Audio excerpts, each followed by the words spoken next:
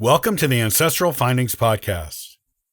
Union Terminal in Cincinnati, Ohio, is a famous Art Deco building that has been used as a train station to varying amounts since the 1930s. It is, perhaps, more famous for the museum that now takes up most of the building, as well as the theater and library that it also houses. Here is the history of this quite remarkable and intriguing building.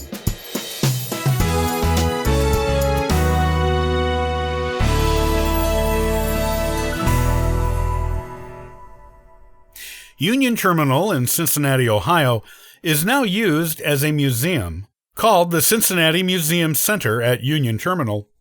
It went without being a train station for many years, but resumed hosting trains in 1991. Today, it is a museum and mixed-use building in the city's Queensgate neighborhood and includes a theater and a library, in addition to the museum, with traveling exhibitions and train hub. The building was constructed in 1933 and is a wonderful example of Art Deco architecture, which was popular at the time. Because of its unique architectural style, the building was given designation as a National Historic Landmark in 1977. Cincinnati was a big hub for railroad traffic beginning in the mid-1800s, and proposals to build a central train hub began in the 1890s to better accommodate all this traffic. However, an agreement between the 7 railroad companies serving Cincinnati and the city for building this station was not reached for nearly 3 decades. The agreement was reached largely due to strong lobbying and negotiations on behalf of the railroads. When construction began, the primary architects were Alfred T. Fellheimer and Stuart Wagner. Paul Philip Krett and Roland Wank were design consultants. Krett often gets credit for being the primary architect, as he was the one who came up with the station's signature Art Deco look. The rotunda of the station is the largest semi-dome in the western hemisphere of the planet. There is a lot of artwork in the form of sculptures on the building, most of it commissioned by famous artists of the time.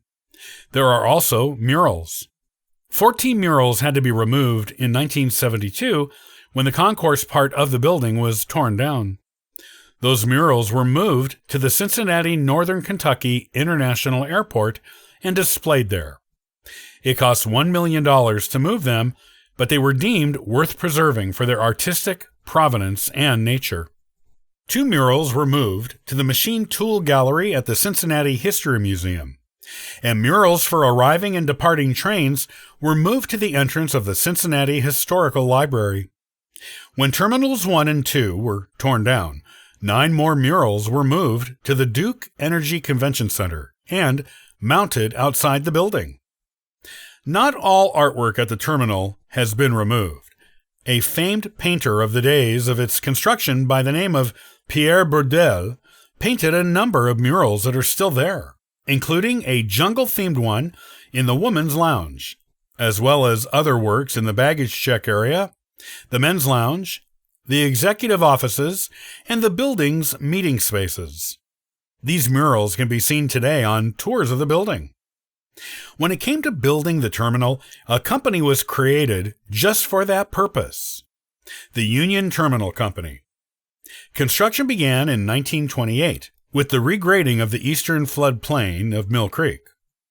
This effort required 5.5 million cubic yards of landfill to do. Grade-separated viaducts were built over Mill Creek, where the railroad approached the building. These viaducts range from incredibly well-constructed to hastily put together and shabby. After a few years of preparing the grounds where the building was to be constructed, work on the actual building began in 1931. Russell Wilson, who was mayor of Cincinnati at the time, laid the mortar for the cornerstone. Construction on the building went very well and was completed ahead of schedule. It was even used before its official opening, when the Ohio River flooded in 1933 and the railroad lines going to and from the station were needed to bring in emergency supplies and workers. The official opening of the building for public use was a couple of weeks after this. The entire building project cost $41.5 million, a large sum today, and an even more improbable one for the Great Depression, during which the building was built. When the building was in its prime as a railroad facility, it served 216 trains a day, with 108 coming in and the same number going out. There are 3 concentric traffic lanes in the design, which were intended for dropping off and picking people up from the station. 1 lane was for taxis, 1 was for buses, and 1 was for streetcars, though that one was never used. Unfortunately, train travel was already in decline by the time the station was built, and local newspapers were declaring it a waste of money before the decade was over. World War II brought a brief return of large-scale train travel to the station in the 1940s, but it declined in use again in the 1950s and 1960s, as people began to prefer traveling by automobile, which was a cheaper form of travel. By the time Amtrak was established in 1971, train traffic at the station had been reduced to 2 trains a day. The next year, Amtrak quit using the station altogether and opened their own, smaller station elsewhere in the city. Eventually, train travel stopped at the building, and it was largely neglected until becoming a museum.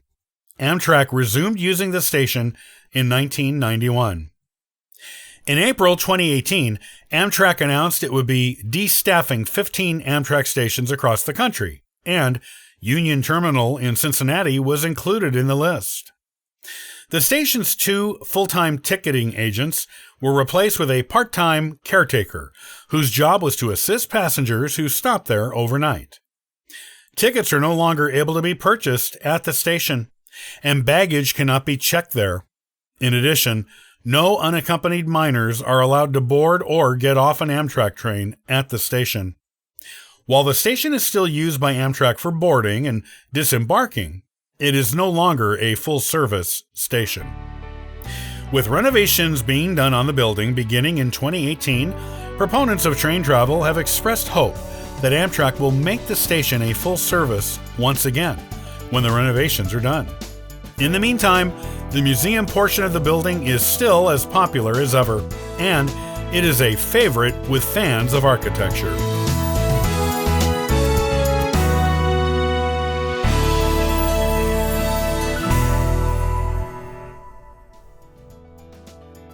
Thanks for listening to the Ancestral Findings podcast. For free resources to help you in your genealogy research, you can visit ancestralfindings.com. Happy searching!